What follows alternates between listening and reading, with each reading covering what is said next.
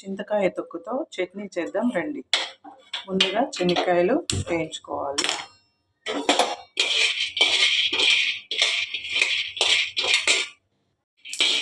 ఇలా వేగిన విత్తనాలను పక్కకు తీసి పెట్టుకోండి.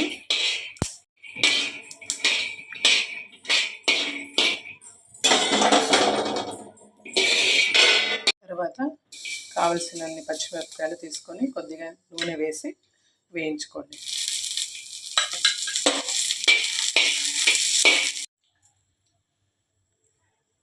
పచ్చిమిరపకాయలు వేగాయి కదండి, ఇందులో కొద్దిగా జీలకర్ర వేసుకొని స్టవ్ ఆఫ్ చేసి వేయించి విత్తనాలు పచ్చిమిరపకాయలు వేయించి పక్కన పెట్టుకోవాలండి. చల్లారిన తర్వాత వీటితో పాటు చింతకాయ తొక్కు మాత్రమే వేసి మిక్సీ పట్టుకోవాలి.